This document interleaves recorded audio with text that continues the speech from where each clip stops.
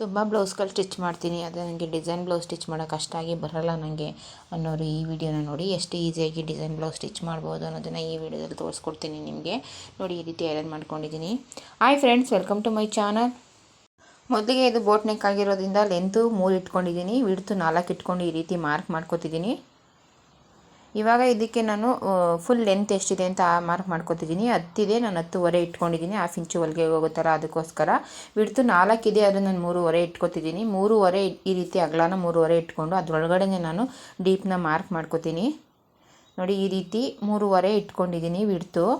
ಅದನ್ನು ಈ ರೀತಿ ಇಟ್ಕೊಂಡು ಇದ್ರೊಳಗಡೆ ನನಗೆ ಯಾವ ರೀತಿ ಶೇಪ್ ಬೇಕೋ ಆ ರೀತಿ ಶೇಪ್ನ ನಾನು ಕೊಟ್ಕೊತಿದ್ದೀನಿ ನೀಟಾಗಿ. ನಿಮಗೆ ಯಾವ ರೀತಿ ಶೇಪ್ ಬೇಕೋ ಆ ರೀತಿ ಶೇಪ್ನ ಬರ್ಕೊಳ್ಳಿ.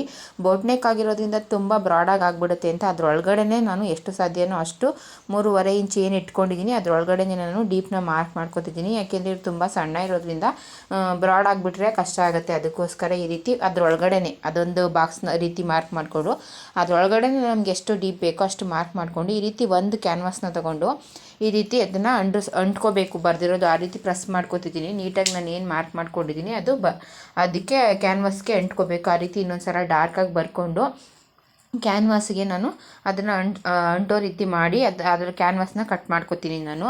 ಈ ರೀತಿ ಮಾಡೋದ್ರಿಂದ ನಾವು ಬ್ಲೌಸ್ ಏನಿದೆ ಬ್ಯಾಕ್ ಪಾರ್ಟು ಅದಕ್ಕೆ ಮಾರ್ಕ್ ಮಾಡಿಕೊಂಡು ಕ್ಯಾನ್ವಾಸ್ಗೆ ಈ ರೀತಿ ಅಂಟಿಸ್ಕೊಳ್ಳೋದ್ರಿಂದ ಮೇಲ್ಗಡೆ ಕ್ಯಾನ್ವಾಸ್ ಇಲ್ಲ, ಕೆಳಗಡೆ ಮಧ್ಯೆ ಏನಿದೆ ಅದಕ್ಕೆ ಮಾತ್ರ ಕ್ಯಾನ್ವಾಸ್ ಕೊಡ್ತಿದ್ದೀನಿ ನಾನು, ಫುಲ್ ನೆಕ್ಗೆ ಕೊಡ್ತಿಲ್ಲ. ಅದಕ್ಕೋಸ್ಕರ ಕ್ಯಾನ್ವಾಸಲ್ಲಿ ಕೆಲವೊಂದು ಸಲ ಮಾರ್ಕ್ ಮಾಡ್ಕೊ ಹಾಗೇ ಕ್ಯಾನ್ವಾಸ್ ಮೇಲೆ ನಾವು ಮಾರ್ಕ್ ಮಾಡೋದ್ರಿಂದ ಕೆಲವೊಂದು ಸಲ ಸಣ್ಣ ಪುಟ್ಟ ತಪ್ಪಾಗುತ್ತೆ. ಯಾಕೆಂದರೆ ಲೆಂತು ವಿಡ್ತು ಇದನ್ನೆಲ್ಲ ಕರೆಕ್ಟಾಗಿ ಮಾರ್ಕ್ ಮಾಡ್ಕೊಳ್ಳೋದಕ್ಕಾಗಲ್ಲ. ಈ ರೀತಿ ನಾವು ಕೆಲವೊಂದು ಸಲ ಮಧ್ಯ ಓಪನ್ ಮಾತ್ರ ಮಾಡಬೇಕು. ಫುಲ್ ಲೆಂತು ಬ್ಯಾಕ್ ಪಾರ್ಟ್ನ ಕಟ್ ಮಾಡಬೇಕಾದ್ರೆ, ಡೀಪ್ನ ಕಟ್ ಮಾಡಬೇಕಾದ್ರೆ ಬೇಕಾದ್ರೆ ಕೆಲವೊಂದು ಸಲ ಮಾಡ್ಬೋದು. ಆದರೆ ಈ ರೀತಿ ಮಧ್ಯ ಓಪನ್ ಇರುವಂಥ ಬೋಟ್ ನೆಕ್ದಾದರೆ ಸಣ್ಣ ಪುಟ್ಟ ತಪ್ಪಾಗೋ ಚಾನ್ಸ್ ಇರುತ್ತೆ. ಅದಕ್ಕೋಸ್ಕರ ಈ ರೀತಿ ಬ್ಲೌಸಿಗೆ ನಾವು ಯಾವ ರೀತಿ ಬ್ಲೌಸ್ನ ಸ್ಟಿಚ್ ಮಾಡ್ತೀವಿ ಆ ಬ್ಲೌಸಿಗೆ ಆ ರೀತಿ ಡಿಸೈನ್ನ ಬರ್ಕೊಂಡು ಈ ರೀತಿ ಕ್ಯಾನ್ವಾಸ್ಗೆ ಅದನ್ನು ನೀಟಾಗಿ ಪ್ರೆಸ್ ಮಾಡಿಕೊಂಡು ಅದು ಕ್ಯಾನ್ವಾಸಲ್ಲಿ ಆ ರೀತಿ ಬರೋ ರೀತಿ ಮಾಡಿಕೊಂಡು ಇವಾಗ ಕ್ಯಾನ್ವಾಸ್ನ ಕಟ್ ಮಾಡ್ಕೊಂಡಿದ್ದೀನಿ. ಈ ರೀತಿ ಮಾಡೋದ್ರಿಂದ ತುಂಬ ಹೆಲ್ಪ್ ಆಗುತ್ತೆ, ಚೆನ್ನಾಗೂ ಕೂಡ ಬರುತ್ತೆ. ಯಾವುದೇ ರೀತಿ ಹೆಚ್ಚು ಕಮ್ಮಿ ಆಗಲ್ಲ. ಬ್ಲೌಸ್ ಮೇಲೆ ನಾವು ಸ್ಟಿಚ್ ಮಾಡುವಂಥ ಬ್ಲೌಸ್ ಮೇಲೆ ಬರ್ಕೊಂಡು ಈ ರೀತಿ ಮಾಡ್ಕೋಬೇಕು. ಇವಾಗ ಸೆಂಟ್ರಿಗೆ ನಾನು ಕಟ್ ಮಾಡ್ಕೊಂಡಿದ್ದೀನಿ ನೀಟಾಗಿ. ಯಾವ ಶೇಪ್ ಬೇಕು ಆ ಶೇಪ್ನ ಈ ರೀತಿ ಕ್ಯಾನ್ವಾಸ್ನ 1 ಇಂಚಷ್ಟು ಮಾತ್ರ ಬಿಟ್ಟು ಎಲ್ಲದನ್ನು ಕಟ್ ಮಾಡಿಕೊಂಡೆ. ಎಕ್ಸ್ಟ್ರಾ 1 ಇಂಚ್ ಏನಿದೆ ಅದನ್ನು ಬಿಟ್ಟು ಎಲ್ಲದನ್ನು ಸುತ್ತ ಕಟ್ ಮಾಡಿಕೊಂಡೆ. ಜಾಸ್ತಿ ಅಗಲನೂ ಕೂಡ ಆಗಬಾರ್ದು. ನೋಡಿ ಈ ರೀತಿ ಬರುತ್ತೆ. ಮೇಲ್ಗಡೆ ನಾನು ಎಮ್ಮಿಂಗ್ ಸ್ಟಿಚ್ ಮಾಡ್ಕೊತೀನಿ. ನೋಡಿ ಈ ರೀತಿ ಇಟ್ಕೊಂಡು ನೋಡ್ಕೋಬೇಕು. ಇವಾಗ ಇದಕ್ಕೆ ನಾನು ಬ್ಲ್ಯಾಕ್ ಕಲರ್ ಲೈನಿಂಗ್ನ ತೊಗೊಂಡು ಇದನ್ನು ಐರನ್ ಮಾಡಿ ಅಂಟಿಸ್ಕೊತೀನಿ ನೀಟಾಗಿ. ನೋಡಿ ಈ ರೀತಿ ಬರುತ್ತೆ. ಇದೇ ರೀತಿ 3 ಜನಕ್ಕೆ ಸ್ಟಿಚ್ ಮಾಡೋಕ್ಕೆ ಹೇಳಿದ್ದಾರೆ ನನಗೆ. ನೋಡಿ ಇದನ್ನು ಯಾವ ರೀತಿ ಇರುತ್ತೆ ನೋಡಿಕೊಂಡು ನಾವು ಅಂಟಿಸ್ಕೋಬೇಕು. ಅಂಟಿಸುವಂಥದ್ದು ಒಂದು ಕಡೆ ಇರುತ್ತೆ, ಅದನ್ನು ನೋಡಿಕೊಂಡು ಕೆಳಗಡೆಗೆ ಇಟ್ಕೊಂಡು ಐರನ್ ಬಾಕ್ಸಲ್ಲಿ ಅಂಟಿಸ್ಕೋಬೇಕು. ನನಗೆ ತುಂಬ ಜನ ಐರನ್ ಬಗ್ಗೆ ಕೇಳ್ತಿದ್ರಿ. ನೋಡಿ ಈ ರೀತಿ ಐರನ್ ಮಾಡುತ್ತೀನಿ. ಮತ್ತು ಇನ್ನೊಂದು ಏನಪ್ಪ ಅಂದರೆ ಮುಂದೆಗಡೆ ಒಂದು ಬಟನ್ ಇರುತ್ತೆ, ಆ ಬಟನ್ನ ಪ್ರೆಸ್ ಮಾಡಿದ್ರೆ ಇದರಲ್ಲಿ ನೀರು ಕೂಡ ಬರುತ್ತೆ. ಈ ರೀತಿ ನೋಡಿ ಹೊಗೆ ಕಾಣಿಸ್ತಿರ್ಬೋದು ನಿಮಗೆ. ಅದು ಬಟನ್ನ ಪ್ರೆಸ್ ಮಾಡಿದ್ರೆ ನೀಟಾಗಿ ಐರನ್ ಕೂರುತ್ತೆ, ಚೆನ್ನಾಗಿ ಬರುತ್ತೆ ಐರನ್ ಕೂಡ. ಈ ರೀತಿ ಮಾಡ್ಕೋಬೇಕು ನೀಟಾಗಿ. ಸ್ವಲ್ಪನೂ ಕೂಡ ಆ ಕಡೆ ಈ ಕಡೆ ಆಗದಾಗೆ ನೀಟಾಗಿ ಅಂಟಿಸ್ಕೋಬೇಕು. ಅಂಟಿಸ್ಕೊಂಡ್ಮೇಲೆ ಇವಾಗ ಇದನ್ನು ನೀಟಾಗಿ ಸುತ್ತ ಕಟ್ ಮಾಡಿ ಸುತ್ತ ನಾನು ಹೊಲಿಗೆನ ಹಾಕೋತೀನಿ.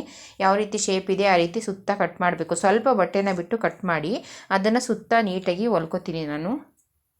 ಎಷ್ಟೋ ಜನಕ್ಕೆ ಡಿಸೈನ್ ಸ್ಟಿಚ್ ಮಾಡಬೇಕಾದ್ರೆ ಕಷ್ಟ ಇರುತ್ತೆ ಅಂತ ಅನ್ಕೋತೀರಾ. ಇಲ್ಲ, ಮೊದಲಿಗೆ 1 ಸಲ 2 ಸಲ ಸ್ಟಿಚ್ ಮಾಡೋವರೆಗೂ ಕಷ್ಟ ಆಗುತ್ತೆ. ನೀವೇನು ಮಾಡಿ ಅಂದರೆ ಕಸ್ಟಮರ್ ಬ್ಲೌಸ್ನ ಡಿಸೈನ್ ಮಾಡೋಕ್ಕೆ ಹೋಗಿ ಹಾಳು ಮಾಡೋದಕ್ಕಿಂತ ನಿಮ್ಮ ಹತ್ರ ಇರುವಂಥ ಎಕ್ಸ್ಟ್ರಾ ಬಟ್ಟೆಗಳು, ವೇಸ್ಟ್ ಪೀಸು ಈ ಥರದನ್ನೆಲ್ಲ ಇಟ್ಕೊಂಡು ನೀವು ಮೊದಲಿಗೆ ಬ್ಯಾಕ್ ಪಾರ್ಟ್ ಒಂದನ್ನು ಕಟ್ ಮಾಡಿ ಸ್ಟಿಚ್ ಮಾಡಿ, ಒಂದಷ್ಟು ನ್ಯೂಸ್ ಪೇಪರಲ್ಲೆಲ್ಲ ನೆಕ್ಸ್ಟ್ ಶೇಪ್ ನೀಟಾಗಿ ಬರೋ ರೀತಿ ಕಟ್ ಮಾಡಿ ಅದನ್ನೆಲ್ಲ ಅಭ್ಯಾಸ ಮಾಡಿಕೊಂಡು ಕಸ್ಟಮರ್ ಬಟ್ಟೆನ ಸ್ಟಿಚ್ ಮಾಡಿದ್ರೆ ಯಾವುದೇ ರೀತಿ ಹಾಳಾಗಲ್ಲ. ತುಂಬ ಜನಕ್ಕೆ ಭಯ ಇರುತ್ತೆ. ಆ ಭಯಕ್ಕೋಸ್ಕರನೇ ನೀವು ಡಿಸೈನ್ ಸ್ಟಿಚ್ ಮಾಡ್ತಿರಲ್ಲ, ಆ ರೀತಿ ಮಾಡ್ಕೋಬೇಡಿ. ಮಾಡಿದ್ರೆ ಎಲ್ಲದೂ ಕೂಡ ಬರುತ್ತೆ. 1 ಸಲ 2 ಸಲ ತಪ್ಪಾಗ್ಬೋದು, ಆಮೇಲೆ ಸರಿ ಹೋಗುತ್ತೆ. ನೋಡಿ ಇವಾಗ ನಾನು ಮಾರ್ಕ್ ಮಾಡಿರೋದನ್ನು ಮೇಲ್ಗಡೆ ಶೇಪ್ನ ಕಟ್ ಮಾಡಿ ಅದನ್ನು ನೀಟಾಗಿ ಒಂದು ಸ್ಟಿಚ್ ಹಾಕೋತಿದ್ದೀನಿ. ನೋಡಿ ಅದನ್ನು ನೀಟಾಗಿ ಒಂದು ಸ್ಟಿಚ್ ಹಾಕೊಂಡು ಇವಾಗ ನಾನು ಸೆಂಟ್ರಿಗೆ ಮಾರ್ಕ್ ಮಾಡ್ಕೋಬೇಕು ನೀಟಾಗಿ. ಮೊದಲಿಗೆ ಮಾರ್ಕ್ ಎಲ್ಲ ಮಾಡಿಕೊಂಡು ಸೆಂಟ್ರಿಗೆ ಇಟ್ಕೋಬೇಕು. ನೋಡಿ ಈ ರೀತಿ ಸೆಂಟ್ರಿಗೆ ಮಾರ್ಕ್ ಮಾಡಿಕೊಂಡು ನೀಟಾಗಿ ಇಟ್ಕೋತೀನಿ. ನೋಡಿ ಈ ರೀತಿ ಮಾರ್ಕ್ ಎಲ್ಲ ಮಾಡಿಕೊಂಡು ಸೆಂಟ್ರಿಗೆ ಇಟ್ಕೋಬೇಕು. ಕೆಲವೊಂದು ಸಲ ಕಡೆ ಆಗಿಬಿಡುತ್ತೆ, ಆ ಕಡೆ ಈ ಕಡೆ ಎಲ್ಲ ಜರುಗಿಬಿಡುತ್ತೆ, ನೀಟಾಗಿ ಬರಲ್ಲ. ಕೆಲವೊಂದು ಸಲ ಒಂದು ಕಡೆ ಬೇರೆ ಒಂದು ಕಡೆ ಬೇರೆ ಈ ರೀತಿ ಎಲ್ಲ ಆಗುತ್ತೆ. ಮೊದಲಿಗೆ ನೀಟಾಗಿ ಇಟ್ಕೋಬೇಕು. ಮಾರ್ಕ್ ಮಾಡಿಕೊಂಡು ಒಂದು ಗುಂಡು ಪಿನ್ ಏನಾದರೂ ಹಾಕ್ಕೊಂಡು ಸೆಂಟ್ರಿಗೆ ಇಟ್ಕೊಂಡು ಇವಾಗ ನೀಟಾಗಿ ಸುತ್ತ ನಾನು ಏನು ಕಟಿಂಗ್ ಮಾಡಿದ್ದೀನಿ ಕ್ಯಾನ್ವಾಸ್ ಮೇಲೆ ನಾವು ಸ್ಟಿಚ್ನ ಹಾಕಬಾರ್ದು. ಕ್ಯಾನ್ವಾಸಿಂದ ಕೆಳಗಡೆ ನಾವು ಎಕ್ಸ್ಟ್ರಾ ಕೊಟ್ಕೊಂಡಿದ್ದೀವಲ್ಲ ಬ್ಲ್ಯಾಕ್ ಕಲರ್ ಲೈನಿಂಗು, ಆ ಲೈನಿಂಗ್ ಮೇಲೆ ಸ್ಟಿಚ್ ಬರಬೇಕು. ಕ್ಯಾನ್ವಾಸ್ ಮೇಲೆ ಸ್ಟಿಚ್ ಬರೋದ್ರಿಂದ ನೀಟಾಗಿ ಕೆಲವೊಂದು ಸಲ ನಾವು ಕೆಳಗಡೆ ಫೋಲ್ಡ್ ಮಾಡಿದಾಗ ನೀಟಾಗಿ ಬರೋಲ್ಲ. ಕ್ಯಾನ್ವಾಸಿಂದ ಪಕ್ಕ ನಾವು ಲೈನಿಂಗಿಗೆ ಸ್ಟಿಚ್ ಹಾಕಿದಾಗ ನೀಟಾಗಿ ಕ್ಯಾನ್ವಾಸ್ ಏನು ಕಟ್ ಮಾಡಿದ್ದೀವಿ ಅದು ನೀಟಾಗಿ ಬರುತ್ತೆ. ಅದಕ್ಕೋಸ್ಕರ ಕ್ಯಾನ್ವಾಸ್ ಮೇಲೆ ಸ್ಟಿಚ್ ಹಾಕೋಬೇಡಿ. ಕ್ಯಾನ್ವಾಸಿಂದ ಪಕ್ಕ ಏನು ಕಟ್ ಮಾಡಿದ್ದೀವಿ ಅಲ್ಲಿ ನೀಟಾಗಿ ಸ್ಟಿಚ್ನ ಹಾಕ್ಕೊಳ್ಳಿ. ನಿಧಾನಕ್ಕೆ ನಾವು ಎಲ್ಲೆಲ್ಲಿ ಶೇಪ್ ಕೊಟ್ಟಿದ್ದೀವಿ ಅಲ್ಲಿ ಸೂಜಿನ ಕೆಳಗಡೆ ಬಿಟ್ಟು ತಿರುಗಿಸ್ಕೊಳ್ಳೋದ್ರಿಂದ ಶೇಪು ತುಂಬ ಚೆನ್ನಾಗಿ ಬರುತ್ತೆ. ಇವಾಗ ಇದನ್ನು ಸ್ವಲ್ಪ ಬಟ್ಟೆನ ಬಿಟ್ಟು ಕಟ್ ಮಾಡ್ಕೊತಿದ್ದೀನಿ ನೀಟಾಗಿ.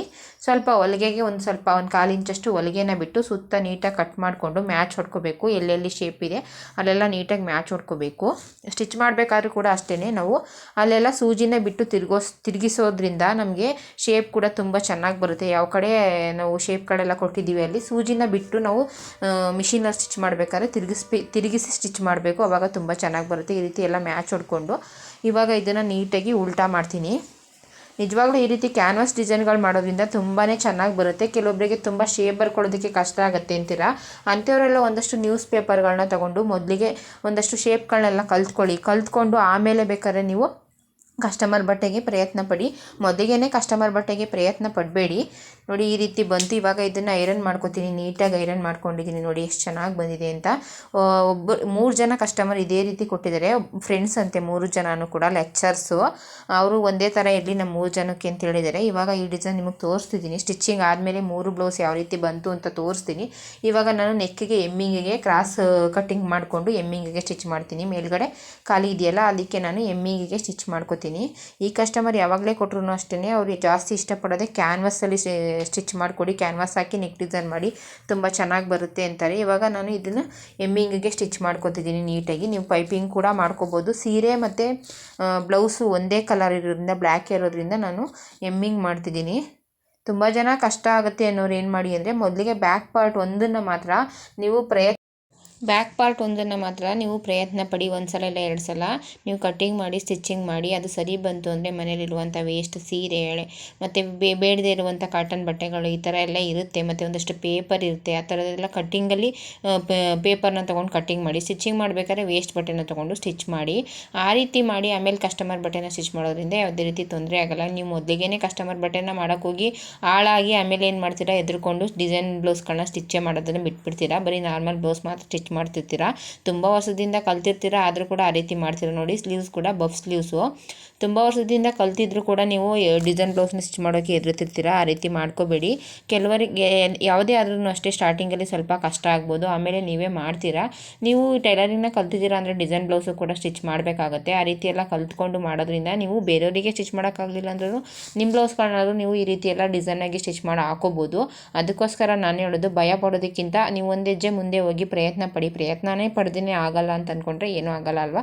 ನೋಡಿ ಇವಾಗ ಪೂರ್ತಿ ಬ್ಲೌಸ್ನ ಸ್ಟಿಚ್ ಮಾಡಿದ್ದೀನಿ. ಮುಂದೆ ನಾರ್ಮಲ್ ನೆಕ್ಕು ಮತ್ತು ಬಫ್ ಸ್ಲೀವ್ಸು ಬ್ಯಾಕು ಆ ರೀತಿ ಡಿಸೈನ್ನ ಸ್ಟಿಚ್ ಮಾಡಿದ್ದೀನಿ. ಈ ಕಸ್ಟಮರ್ ಅಂತೂ ಯಾವಾಗಲೂ ಕೂಡ ಡಿಫ್ರೆಂಟ್ ಡಿಸೈನ್ನೇ ಅವರೇ ಚಾಯ್ಸ್ ಮಾಡಿ ನನಗೆ ತಂದುಕೊಡುವಂಥದ್ದು. ಈ ಕಸ್ಟಮರಿಂದ ನಾನು ಎಷ್ಟೋ ಡಿಸೈನ್ ಬ್ಲೌಸ್ಗಳನ್ನ ಸ್ಟಿಚ್ ಮಾಡೋದನ್ನು ಕಲ್ತಿದ್ದೀನಿ. ಈ ರೀತಿ ಒಂದು ಅನುಭವ ಆಗುತ್ತೆ. ನೀವು ಕೂಡ ಪ್ರಯತ್ನ ಪಡಿ.